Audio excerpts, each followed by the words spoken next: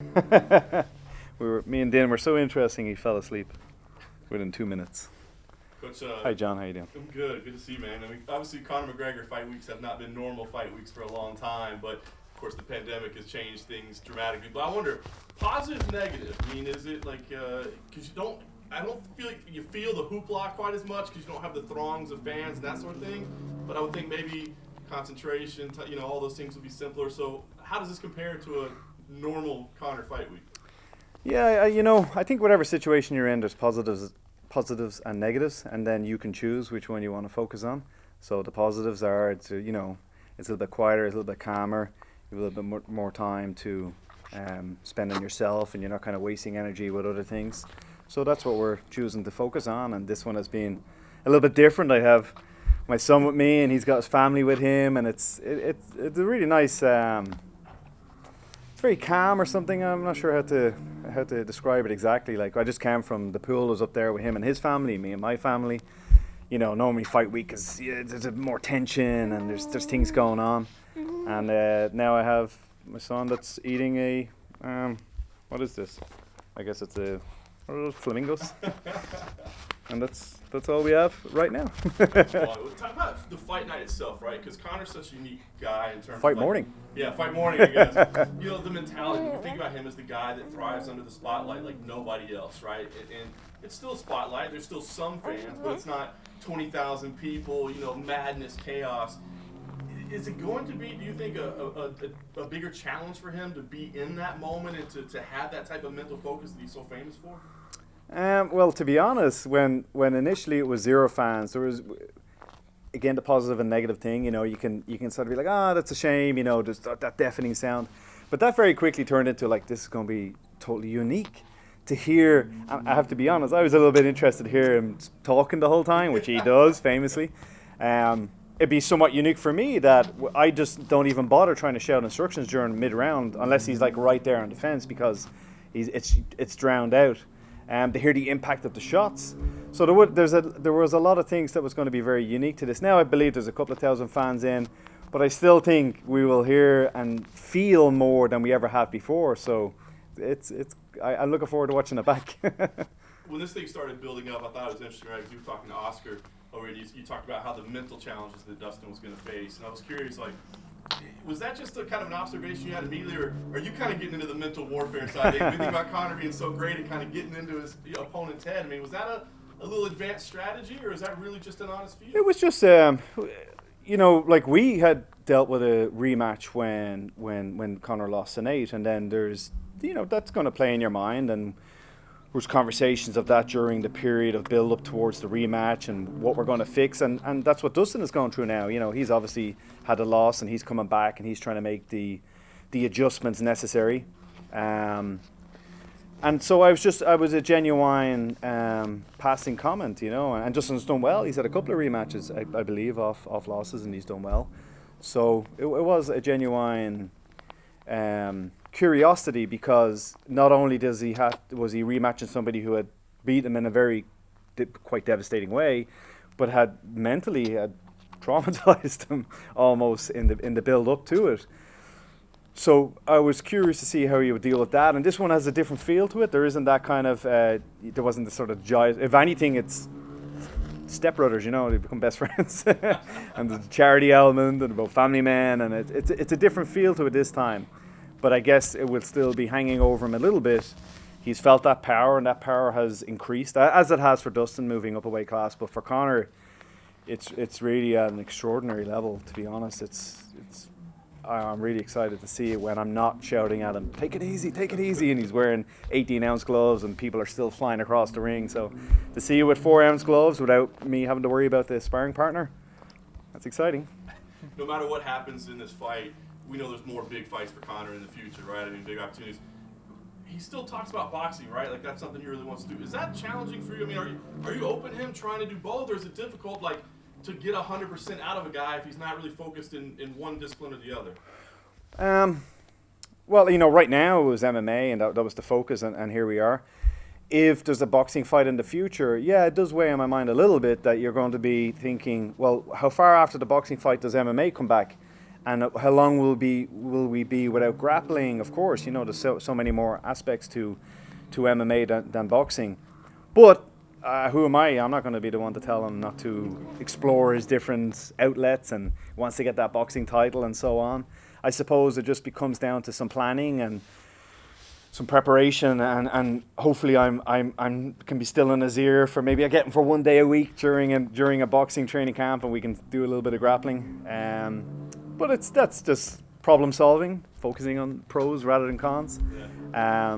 It's another challenge to look forward to in the future. Last thing for me, more about you. I mean, someday this Conor McGregor ride is going to come to an end, right? Do you see yourself progressing beyond that, or would you consider hanging it up at that time as well? I just wonder, you know, after you've been to the mountaintop, right, the biggest star in the sport, is it hard, no disrespect to anybody else you're working with, to Sure. go back in the gym and go, you know, we're not there anymore? Yeah, it's kind of funny. I almost feel I'll try and word this carefully. It's almost like a relief to get that out of the way. Some coaches will spend their career looking to chase that world title, and I kind of got it early. I kind of got all of this early, and so that's sort of done now. And now I have an incredible group of guys in their late teens and early 20s that are coming through, and you sort of have that weight off your shoulders that now it's just the sport aspect that I've obviously learned from being around Conor a lot on this side of things and promotional side of things and so on. But now it just becomes really about the sport and just trying to enjoy it with the next group of guys. So I hope I'm talking to you for another while to come. Who knows, maybe this guy in a couple of years. Yeah. John, what do you believe Dustin's biggest weapon is? Dana Cormier was very high in his check right hook compared to Conor's counter left.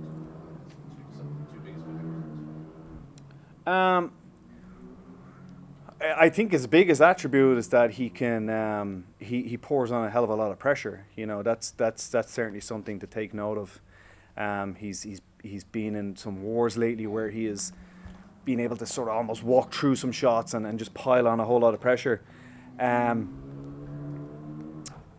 Do we get into a big technical discussion with a few days to go? Probably not. Look, the man is very skilled everywhere. He's a tremendous fighter. Look at what he's done since Conor. It's kind of funny. I almost have this. It's the Conor graduate program where you look at Holloway, you look at Dustin that have graduated through that, and where some have fallen away and you know they took that loss and that failure brought them down to quitting. The others have taken that failure and turned it into a lesson and worked their way up towards using that fail to work their way up to great success. Almost like winning or learning. What'd you say? That's how we do it, son. That's how we do it. Still available in all good bookstores. But yeah, you know, it's a new fight and it's a similar fight. But I feel with Dustin, he's good everywhere. You know, we've seen him got some takedowns, and Justin didn't really kind of solidified him, but he can, and that Justin's a high-level caliber wrestler. He's got a great guillotine attack. He's dangerous everywhere. You know, there's no looking past Dustin. I'll steal Conor's phrase, and it's looking through Dustin. You know. Going off of that, the big Khabib news. Do you guys have to have a conversation about that during the week, or do you have a conversation when that comes out where Dana's basically said Khabib wants to be impressed by one of the lightweights? I was kind of find that funny. It's like, what, like you like do balloon animal tricks in the cage or something? You know, like, think of a number, 27. I'm impressed. You know, here's something that I'm trying to do is, and I will use the first Dustin fight to bookend this Dustin fight, is that 5, 6, 7 year period to me is a blur. I remember everything about Dustin 1. I remember flying there with Artem. I remember seeing the Palace Casino Hotel for the first time. I actually thought that was a nice casino. That's how per my understanding of the scene was. And then going to the Red Rock and seeing that and just being blown away, meeting all you guys, doing chats, doing weigh-ins. All of that is very, very clear to me. I don't remember anything about the Seaver fight. I don't remember anything about the Holloway fight. It was a blur. It was always like you were arriving there and people were saying, and who are you going to go for next? And what will it be after? And I was always living in this imaginary future. And what I'm trying to do now is actually enjoy this a little bit. And I've had a tremendous time in Dubai with a few weeks there. I'm having a fantastic week. It's great seeing all you guys again. It's amazing to be back in the sport again. It was a very slow 2020, as it was for all of us. And just to be here and have my son here and Conor with his family and you know, the old team, you know, it was Sergey and Roddy and stuff. So I'm really embracing every moment of it. I can't wait for the fight. I'm really looking forward to the press conference we're going to after this. No doubt there'll be some great sound bites. So that's what I'm doing. And then when that's over and a couple of weeks, a couple of months' time, whatever the next one is, I'm going to enjoy that one too. John, a lot of the talk from Team Poirier is talking about the longer the fight goes, the better it is for Dustin and Connor's conditioning and stuff. Is that perspective based on an outdated version of Connor? Like, is that not a relevant take to have anymore on this version of Connor we have here today? Yeah, I think it's a little bit of false hope. Like, you know, he went up a weight class with Nate, and yeah, he got tired. He was inefficient. A couple of months later, he came back, went 5 rounds with extremely tough guy, and then since then, he did 10 rounds with one of the best boxers of all time. Got whatever he went, you know, with Khabib. Like, who was Khabib? Not Khabib went in and put Justin away. Dustin. What's his name again? Dustin. He put Dustin away a lot quicker. What does that mean? Do we take a lot from that? No, we don't. This is this fight. I will tell you that Conor is in tremendous shape, incredible shape. And what's been a lot of fun is because of the guys we took on that are part of the team now, the fast team, is that we have really good data for almost 5 years now, where we're measuring every, you know, whether it's VO2, whether it's his waking heart rate, and so on. So this engine that they're facing, combined with where he is mentally, combined with the power he's generating, combined with the fight IQ, combined with the fight technique, I don't know if I'd wish to be in there any longer than it's going to take. John, given what you know now and the time that's sort of passed. How's it going? Didn't recognize you there with the mask on. How are we doing? I'm good. Congratulations on the birthday. I still haven't seen it since. Your book, Win or Learn, of course, is available in all good bookstores. What Yes. have you won or learned from the Khabib fight, and would you like to do it all over again? About being focused throughout the camp and not letting distractions get in the way, which we've done to a different level for this fight than I would say.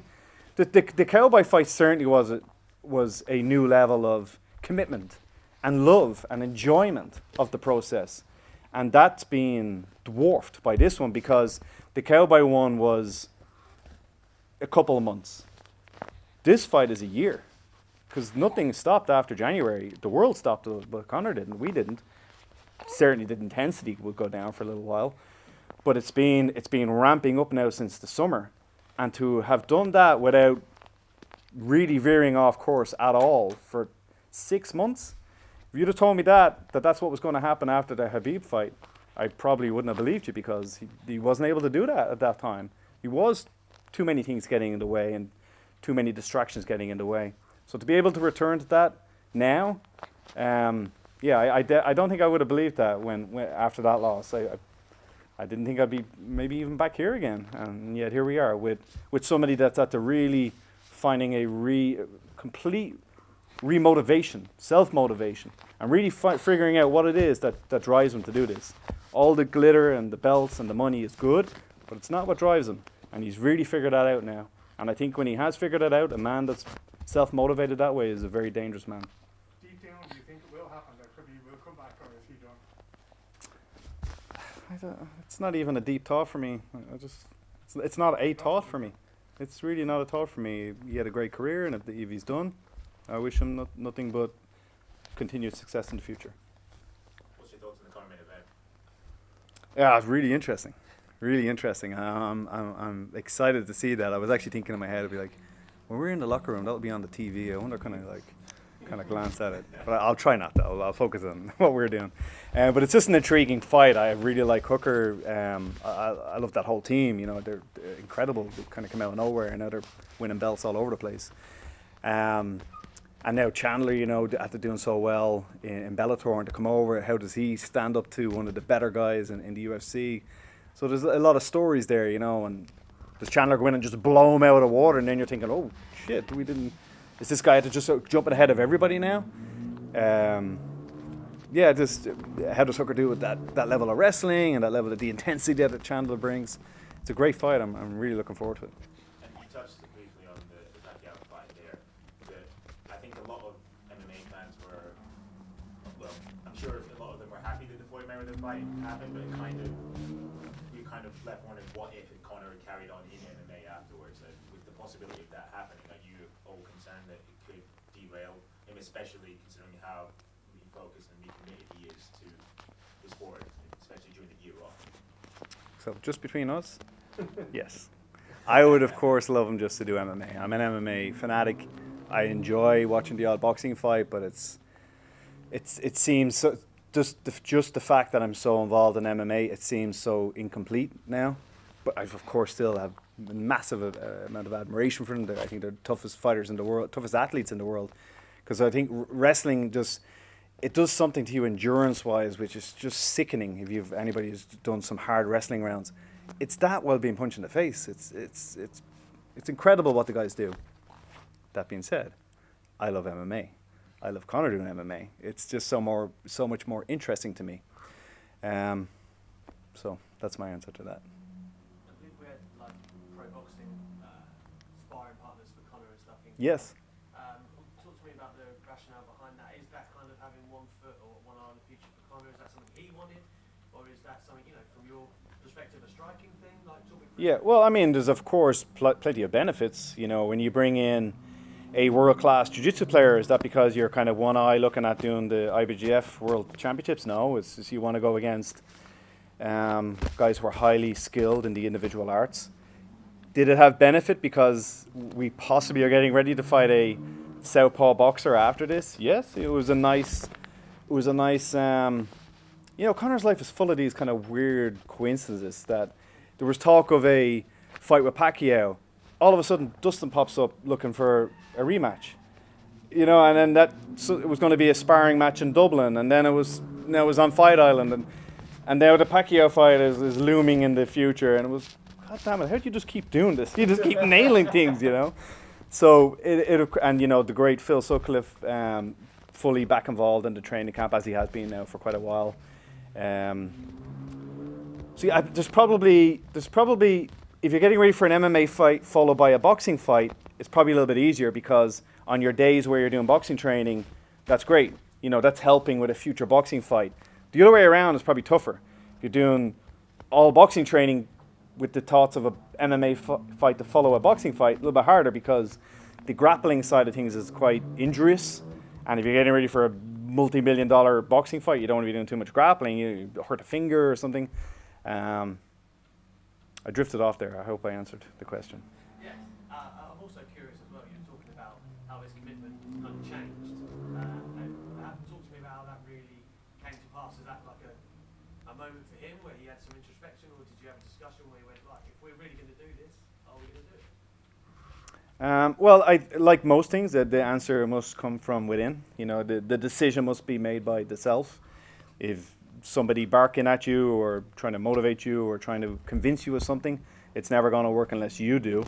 And he, for whatever reason, had this realization. There's a great Alan Watts speech on YouTube. You can watch it at some stage yourself. And he talks about when people get fame or money and you take somebody through a process. Well, what are you going to do with it? Well, I'm going to buy this and I'm going to travel here. Okay, and then what will you do? Well, then I want to go to this place and I want to eat that food and okay, and then what will you do? And eventually you come back to being where I want to do something that makes me happy. Okay, well, what is that? What is it that you like? Fighting. He likes fighting. He likes competition. He likes martial arts. And I think he's really stripped away everything else and still enjoys his shiny things every now and again. But I think what really gives him drive and passion and enjoyment, right now he's beginning a cutting process, and that's the man that has probably more money than all of us in this room combined. And yet he's going to put himself through that process. Why? What's the benefit? Another belt? He's got belts. Another win? He's had big wins. So why? Love, enjoyment, fun. That's what he wants to do. Clearly. I know you've been asked the Khabib question in numerous ways, but I just wonder you talk about. I'll tell you who Khabib was another time. You missed all that. Is there a part of him where, avenging that defeat, is that like a primary motive? Do you think that's something he wants to do eventually, or does it not matter? We don't, I'll be honest with you, it's not something that me and him sit down and go, what about that loss? What can we do? I don't think he avenged that quick, do you know what I mean? Yeah. Then that was then, and this is now. And look, if it was to come around, I don't think he's going to refuse it. But he's he's had other losses and he's not, you know, screaming after them. I don't really see that in him now. You know, that was then, and we have our ups and our downs in life, and I think that's what the whole journey is about, isn't it? And we try to pick ourselves up again, and we try to get some lessons from it, and we try to win or learn. And who knows? Like I said, you can lose yourself in this imaginary future and try to figure out everything, and it's not going to work. Today is today. We've got a fun press conference coming up. We got not the most fun weight cut coming up. Well, I'm not saying the weight cut's not going to be hard. It's just that that's never fun. Nobody gets into martial arts going, oh, I really want to get into a hot bath and shed a few pounds of water. No, you get in because you want to do martial arts.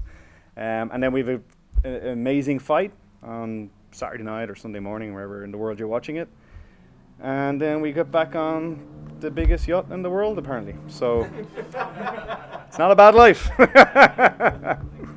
a bit off topic. Can you give us an update on Gunnar Nelson? Because we haven't seen him or heard from him for a long time, and a lot of people are wondering when he's going to come back. Yeah, actively looking for a fight now. So I was only chatting to Hallie, father/manager, the other day, and he goes, make sure you tell the guys that we're looking for a fight. So, world, Gunnar Nelson, let's get him a fight. His gym literally just reopened last week. Iceland did a very severe lockdown and he wasn't able to train. Wasn't able to train martial arts. He was still doing lifting and stuff. Actually, he is jacked now. He's huge. And he used to be the guy pointing at people saying, oh, everybody's cutting too much weight. He's like, you motherfucker, cutting weight now. So he's jacked now. So he's got to bring that down a little bit, which comes off when he starts doing grappling and, you know, boxing drills and so on. But late March, I think we're looking at Walker, March 27th. Sorry if I'm not supposed to say that. It's a maybe, yeah. Nothing signed yet. But it would be great to get Gunny. That was okay, thanks Tim.